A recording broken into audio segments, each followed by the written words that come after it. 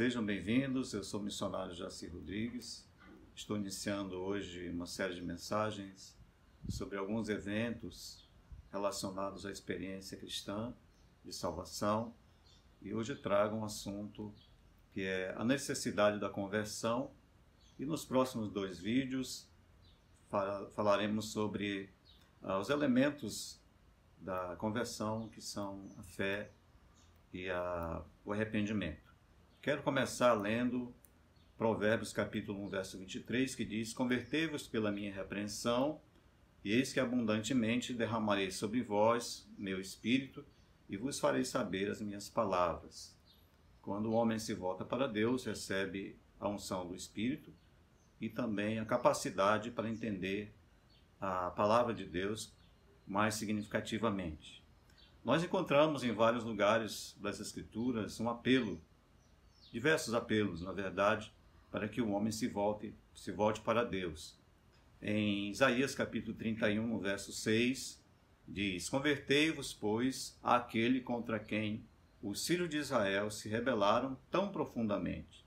Então, esse voltar-se para Deus é uma ação divina, é uma obra da graça de Deus na nossa vida, porque o homem de si mesmo nem pode voltar-se para Deus, como nós encontramos em Lamentações, capítulo 5, no verso 21, que diz: Converte-nos, Senhor, a Ti, e nós nos converteremos. Esse é um apelo que os fiéis fazem a Deus. Então nós podemos orar e dizer: Senhor, converte o meu coração para Ti, porque essa é uma obra divina na nossa vida. A necessidade da conversão, primeiro porque, por causa do distanciamento em relação a Deus. Desde que Adão pecou, caiu, ainda no Éden, em desobediência, em rebeldia, se afastou de Deus, houve a queda e a fuga para longe de Deus. Foi um ato de incredulidade, de vontade, um exercício de pura liberdade que Adão tinha, e ele então usou dessa liberdade para se revoltar contra o seu Criador. Nós encontramos em Gênesis capítulo 3, dos versos de 1 a 8, essa história da queda, e especialmente no verso 6, que quero ler aqui: E vendo a mulher que aquela árvore era boa para se comer, e agradável aos olhos, e árvore desejável para dar entendimento, tomou do seu fruto e comeu, e deu também a seu marido, e ele comeu com ela. Então o pecado, a partir daí, entrou no mundo, entrou na raça, porque Adão era o representante da raça, o cabeça da raça, e esse pecado, então, entrou no mundo, e é a base da condenação da raça humana, é o pecado cometido por Adão ainda no Éden. Nós encontramos em Romanos capítulo 5, dos versos 12 a 19, quero ler apenas o verso 18. Pois assim como por uma só ofensa veio o juízo sobre todos os homens para condenação, assim também por um só ato de justiça veio a graça sobre todos os homens para justificação de vida. Nossos pecados foram imputados a Cristo, assim como os pecados de Adão foram imputados sobre nós, foram atribuídos a nós, assim também os nossos pecados foram imputados a Cristo. Cristo é o último Adão. Assim como a desobediência entrou através de Adão, a obediência e a justiça entraram através de Cristo. Adão é o representante da primeira geração da humanidade no sentido material, físico, e Jesus é o representante da nova geração da humanidade no sentido espiritual. Nós encontramos também na primeira carta do apóstolo São Pedro, no capítulo 2, no verso 24, que diz: Levando ele mesmo em seu corpo os nossos pecados sobre o madeiro, sobre a cruz, para que mortos para os pecados, pudéssemos viver para a justiça, e pelas suas pisaduras fomos sarados. O pecado entrou no mundo através de Adão, mas a justiça e o perdão vieram através do Senhor Jesus Cristo. Assim como o pecado afetou todos os homens pecaram, como diz Romanos 5, o pecado da morte passou a todos os homens, até as crianças morrem, os recém-nascidos, os bebês, isso em consequência do pecado que entrou através de Adão. Então, o pecado de Adão foi imputado, foi colocado na nossa conta, né? E os nossos pecados colocados na conta do Senhor Jesus, por isso ele morreu em nosso lugar na cruz. E a sua justiça foi também imputada sobre nós na nossa conta, porque nós não somos justos. Nós não somos justos. Mas assim, com essa obra de Cristo na cruz, nossos pecados caíram sobre ele e a sua justiça veio sobre nós. Nós temos um exemplo muito interessante, na excelente carta do apóstolo Paulo a Filemon, que traz uma ilustração muito significativa com respeito à imputação. Filemon era um grego, tinha muitas propriedades, tinha também escravos, e era convertido ao cristianismo. A igreja, frequentava a igreja de Colossos, né? Parte da igreja de Colossos. A igreja em Colossos tinha sido fundada por Epáfras, e essa igreja se reunia na casa de Filemon, amigo de Paulo, conhecido dos irmãos. E Filemon tinha um escravo chamado Onésimo. Esse escravo fez alguma coisa errada, roubou o seu senhor e fugiu para Roma. Quis a misericórdia de Deus que Onésimo encontrasse com Paulo. E Paulo lhe pregou o evangelho, ele se converteu, e agora Paulo escreve uma carta para Filemon, rogando para que ele receba Onésimo, o seu escravo fugitivo, receba de volta. Também falou a Onésimo que ele precisava voltar à casa do seu senhor e reparar os danos, fazer as restituições necessárias, porque agora ele é um cristão. Então ele precisava voltar e fazer a reconciliação, atar de novo o relacionamento, porque nós sabemos que em Cristo, a nossa posição em Cristo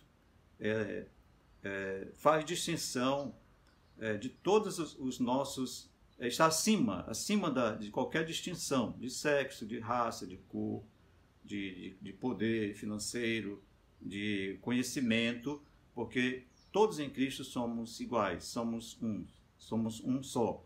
Como está escrito lá em Gálatas capítulo 3, verso 28, também Colossenses 3, 11, que em Cristo não há escravo, não há livre, não há judeu nem grego, porque todos nós somos um em Cristo, e Cristo nos considera assim, somos um nele. Então, o apóstolo Paulo enviou essa carta a Filemon, e ele diz no verso 18, Filemon, uma carta pequena, apenas 25 versículos, e no verso 18 Paulo diz: se ele te deve alguma coisa, lança na minha conta. Então esse é um grande exemplo de imputação. Lançou na conta de Paulo. Os nossos pecados foram lançados na conta de Cristo. Por isso que ele pagou os nossos pecados. Evidentemente, nós cremos nele. Segundo ponto, a necessidade da conversão é por causa da oportunidade que a obra de Cristo, a obra redentora de Cristo nos dá, nos oferece. Por isso, nós precisamos aproveitar essa oportunidade. Em João capítulo 3, no verso 14 e 15, Jesus nos diz: e como Moisés levantou a serpente no deserto, assim importa que o Filho do Homem seja levantado, para que todo aquele que nele crê não pereça, mas tenha vida eterna. O povo de Israel estava andando pelo deserto, em determinado momento começou a murmurar contra Deus, a se rebelar contra a autoridade de Moisés, a autoridade de liderança de Moisés, e por causa disso Deus enviou serpentes que começaram a picar o povo, e o povo começou a morrer envenenado com o veneno da serpente.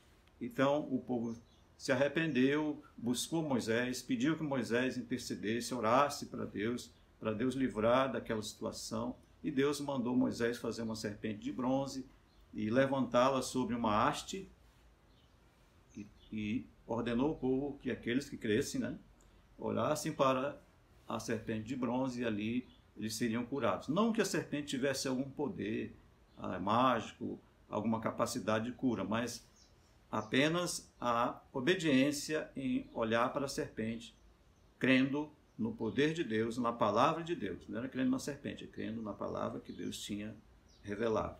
Então Jesus usou esse exemplo que está lá em um dos 5 livros da lei, né? Números capítulo 21, no verso de 7 a 9, está esse relato. Jesus disse, assim como o povo que foi picado pela serpente olhava para a serpente de bronze para ser salvo da morte física, assim aqueles que olham para Cristo na cruz, crendo nele, são salvos da morte eterna, da morte espiritual. Então a nossa salvação está em olharmos para Cristo, crendo no seu sacrifício na cruz. Em Hebreus capítulo 12, no verso 2, diz assim, olhando para Jesus, autor e consumador da nossa fé. No ponto 3, a necessidade da conversão é por causa da realidade da vida futura.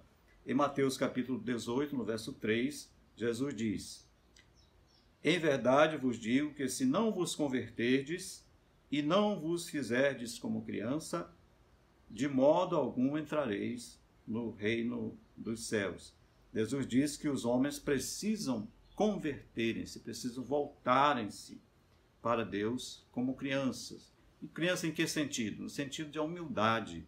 As crianças são humildes, são dependentes, então nós precisamos nos humilhar perante Deus, sermos humildes, reconhecermos a nossa indignidade e pedirmos a Ele o perdão, depender dEle para a nossa salvação. Nós não podemos salvar a nós mesmos. Ele é o nosso Senhor e o nosso Salvador. Em João capítulo 12, no verso 24, nós encontramos também, na verdade, vos digo, que se o grão de trigo caindo na terra não morrer, fica ele só, mas se morrer, dá muito fruto. Então, o trigo para dar frutos, ele precisa ser plantado, a semente precisa ser plantada. Jesus, para dar frutos, quer dizer, para salvar o homem pecador, ele precisava morrer e aí ressuscitar para que nós pudéssemos receber todas essas promessas de perdão, de vida eterna, de salvação, as outras experiências relacionadas à salvação, regeneração, santificação, vida com Cristo e assim por diante. Também temos, na ressurreição do Senhor Jesus, o cumprimento da profecia que Jesus falou em Mateus capítulo 20, no verso 19, que diz assim, e o entregarão aos gentios para que dele escarneçam e o açoitem e o crucifiquem e ao terceiro dia ressuscitará. São os eventos relacionados à crucificação, à prisão de Jesus, à sua condenação. Mas ele deixou bem claro que ao terceiro dia ele ressuscitaria. E ao terceiro dia, que era o domingo, pela parte da manhã, as mulheres foram lá no sepulcro de Jesus, levar algumas especiarias. Chegaram lá, tinha um anjo sentado sobre a pedra, que estava posta sobre o sepulcro, e a pedra já havia sido removida e tinha um anjo lá. E o anjo falou às mulheres, está no capítulo 28, no verso 6 de Mateus 28, 6. Ele não está mais aqui, ressuscitou, como havia dito. Então, essa foi uma profecia que Jesus falou, deu, né? Essa profecia se cumpriu. Isso é muito importante para a nossa confiança a respeito das realidades da vida futura. Jesus cumpriu a sua promessa, cumpriu as suas profecias, disse que ressuscitaria, ressuscitou. Se ele não tivesse ressuscitado, seria um falso profeta. Se ele não tivesse ressuscitado, a nossa pregação também não teria sentido algum. Como diz o apóstolo Paulo, seria vã a nossa fé, quem já morreu confiando em Cristo também estaria perdido. Comamos e bebamos que amanhã morreremos. Mas como Jesus é Deus, falou, cumpriu, está cumprindo até hoje e voltará, é capaz de nos perdoar os nossos pecados, nos restabelecer a nossa relação com Deus, merece toda a nossa confiança e todo o nosso crédito, é fidedigno, por isso nós precisamos confiar nele. Por ser Deus, Jesus pode dar a vida eterna a cada um de nós. Em nome do Senhor Jesus, obrigado por estar conosco até esse momento. Deus te abençoe e até o próximo vídeo.